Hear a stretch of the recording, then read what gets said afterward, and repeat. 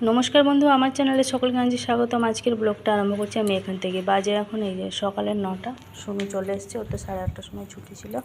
তো আজকে বললো ও সেই ডিম তরকারি করতে। তো এদিকে ডিমটা আনা হয়ে গেছে, ডিমটা বসিয়ে দিয়েছি। আর এদিকে মা এই যে ভাতটা রান্না করছে। আজকে ওই চিকচিকি ফিকচিকি যা ছিল আর উপরে সেই তক্তাগুলো শুকনো করে দিয়ে এলাম। আর একটা তক্তা মাকে দিয়েছিলাম, ওটাতেই ভাত রান্না হয়ে গেছে। সাথে এই যে বস্তা কেটে জ্বালিয়ে দিয়েছে। এই বস্তাগুলোর জন্য প্রচণ্ড পরিমাণে ইঁদুর হচ্ছে জানেন। এদিকে এই যে ভাতটা ফুটছে। আর এই যে বর্মা শাক ডগাগুলো নিয়েছি, বর্মা শাকগুলো আজকে তুলেছি। এদিকে প্রচণ্ড পরিমাণে হাওয়া দিচ্ছে। বর্মা শাকগুলো ভাজা করব না, আজকে বাটবো। তো রেসিপিটা আজকে আমি আপনাদের সাথে শেয়ার করব। তো সেই জন্য এই যে ডগাগুলো বেছে বেছে সব এলাম। পোকা লেগে গেছে, তবুও বেছে বেছে কিছুটা নেওয়া হয়েছে। তো কিভাবে আজকে আমি বর্মা শাকটা বাটবো, শিলেতেই বাটবো, আর সেটা আমি আজকে আপনাদের সাথে শেয়ার করব রেসিপিটা। রান্নাটা হয়ে গেছে, জামা কাপড় কাচাকুচিও হয়ে গেছে। কালকে জামা কাপড়গুলো শুকনো করে দিয়ে এসেছিলাম সকালবেলা, হাওয়াতেই কিছুটা শুকনো হয়ে গেছিলো, সেগুলো তুলে নিয়ে চলে এসেছি। আর এদিকে এই যে ডিমটা এই যে সেদ্ধ বসিয়ে দিয়েছি, ডিম আলুর তরকারি। আজকে টুকিটাকি জামা কাপড়গুলো কেচে সব ছাদে শুকনো করে দিয়ে এসেছি। এবার কারেন্ট থাকতে থাকতে আমাকে মশলাগুলো বেটে নিতে হবে। কী রান্না করব আজকে সেটাই ভাবছি। ওই তো ডিম আলুর তরকারি হবে আর বর্মা শাকটা বাটা করব। আর ভাবছি একটুখানি উচ্ছে ভাজা করবো আজকে, আর পোস্ত কিছু করব না। ভাতটা হয়ে যাক, একটুখানি ওই ডাল আলু ফালু এগুলো দিয়ে একটা সিটি মেরে নেবো প্রেসার করে, একটু খিচুড়ি মতন হয়ে যাবে আমার। ওটা আমার দুপুরবেলা হয়ে যাবে। সাথে কিছু একটা ভাজাভুজি হলে আর কিছু দরকার নেই। আবার এই যে কাকিমাটা মাছ নিয়ে এসেছিলো, মা আবার ওখান থেকে আর ট্যাংরা নিচ্ছে। আর ট্যাংরা বাড়িতে সবাই খেতে ভালোবাসে। এদিকে ডিমটাও বসিয়ে দিলাম। এত দাম আমি কিনতে পারিনি, 500 টাকা দাম।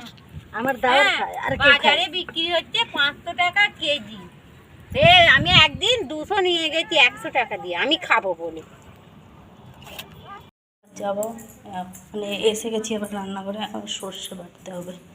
মাছটা নিয়েছে, সর্ষে বাটতে হবে। চলুন তাহলে সর্ষেটা একটু বেটে নিই, সবাই যেহেতু খেতে ভালোবাসে। এদিকে ডিমটাও বসিয়ে দিলাম।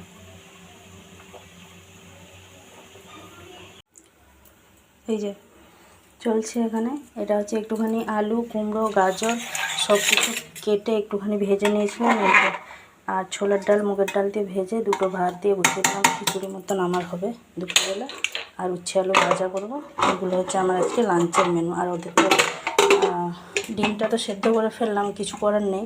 8টা ডিম সেদ্ধ হয়েছিল, তার মধ্যে থেকে এই যে 4টে রান্না করবো, 4টে রেখে দেবো কালকে। তার ওই মাই রান্না করবে, আমি কালকে এসব ছোঁবো না, আমি আগের থেকে বলে দিলাম। ওরাই তো রান্না করে খাবে।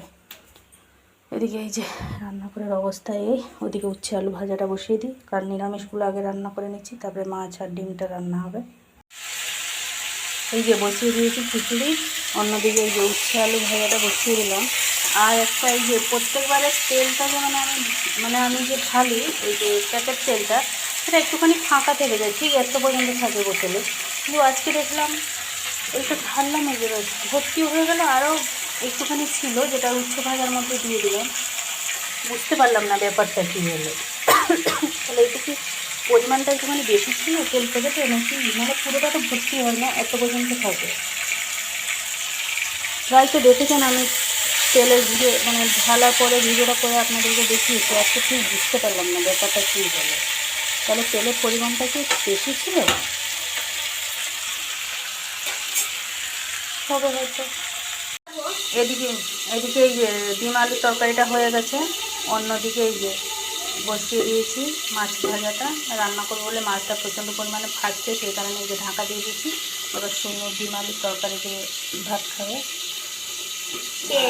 উচ্ছে আলু ভাজা ওদিকে সাইড করে দিয়েছি, খিচুড়িটাও সাইড করে দিয়েছি। এই যে এদিকে আর ট্যাংরা মাছটা হয়ে গেছে, এভাবে করে দিয়েছি, মানে গ্রেভি টাইপ। এদিকে যে বর্মা শাক অনেকখানিগুলো ছিল না, আমি বললাম না আপনাদের সাথে রেসিপিটা শেয়ার করব। বর্মা শাকে প্রথমে একটুখানি জল দিয়ে সেদ্ধ করে নিয়েছি নুন জলের মধ্যে একটু নুন দিয়ে সেদ্ধ করে নিয়েছি। তারপরে তাকে এই যে এইভাবে একটা চুবড়িতে ছেঁকে রেখেছি। এই যে এরপরে কী করব, আমি এখানে নিয়েছি পেঁয়াজ কুচি আর এই যে রসুন কোগুলো এভাবে গোটা গোটা নিয়েছি, বাটবো তো শিলেতে, সেই কারণে। এবার এর মধ্যে দেবো আমি হচ্ছে কাঁচা লঙ্কা কুচি, যে যেভাবে ঝাল খান সেভাবে বুঝে শুনেই দেবেন। আমাদের যেহেতু ঝালটা একটু বেশি পরিমাণে খাওয়া হয়, সেই কারণে এখানে আমি 4টে কাঁচা লঙ্কা কুচিয়ে দিয়ে দিয়েছি। এবার ফোড়নে আমি দেবো কালো জিরেটা নেই, যেহেতু শেষ হয়ে গেছে, তো সেই কারণে আমি দেবো কালো সর্ষে আর এমনি প্লেন জিরে ফোড়ন দেবো। জিরে সর্ষে ফোড়ন দিয়ে দিচ্ছি সাথে একটা শুকনো লঙ্কা। এরপরে দেবো আমি এই যে রসুনের কোগুলো। রসুন কোগুলো আপনারা চাইলে এখানে কুচিও করে দিতে পারেন। আমি এখানে আর কুচি করিনি, আমি গোটাই দিয়ে দিয়েছি, যেহেতু শিলেতে বাটবো। মিক্সচারে না বাটলেই ভালো, শিলেতে বাটলে একটু বেশ ভালো হবে, সেই কারণে আর কি। আপনারা একটু চাইলে গ্রাইন্ডারেও বাটতে পারেন, কিন্তু শুকনো করে একদমই বাটবেন। তারপরে দিয়ে দিলাম আমি কাঁচা লঙ্কা কুচি আর পেঁয়াজ কুচিটা দিয়ে দিলাম। এবার এটাকে আমি ভালোভাবে ভেজে নেব। খুব যে একটা লাল করে ভাজতে হবে এমনটা কোনো নয়, একটুখানি জাস্ট এই যে এইভাবে ভাজা হয়ে যাবে। এই যে বরমার শাকটা দিয়ে দিলাম। এবার এটাকে দিয়ে ভালোভাবে এবার ভাজবো। জলের মানে এই যে জল আছে এটা যেন শুকনো হয়ে যায়। এই যে একদম ভাজা হয়ে গেছে আমার। এবার এটাকে 5 মিনিট রেস্টে রেখে দেবো, ঠান্ডা হলে তারপরে আমি শিলেতে বেটে নেব।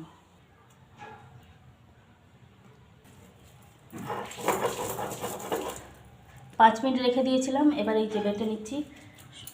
সকালবেলায় শিল ধুয়ে মুছে পরিষ্কার করে রেখে দিয়েছিলাম, এই যে শুকনো শিলেতে এই যে এবার বেটে নিচ্ছি।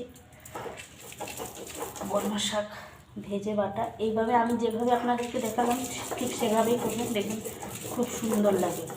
আমি তো আজকে খাবো না, মা যেহেতু খেতে ইচ্ছা হয়েছিল ওই কারণেই করা। রেডি বরমার শাক বাটা।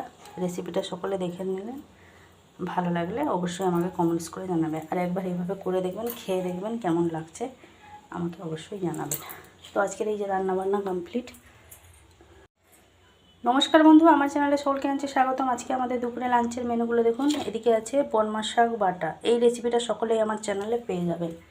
আর এদিকে আছে এই যে 8 ট্যাংরা মাছের ঝাল করেছি, ডিম আলুর তরকারি, আর এদিকে আলাদা করে রেখেছি এই যে উচ্ছে আলু ভাজা, আর এটা আছে খিচুড়ি। এগুলো আমার, ভালো লাগলে লাইক করবেন। আজ এখন বিকালের 4টে, জাস্ট একটু আগে ঘুম থেকে উঠলাম।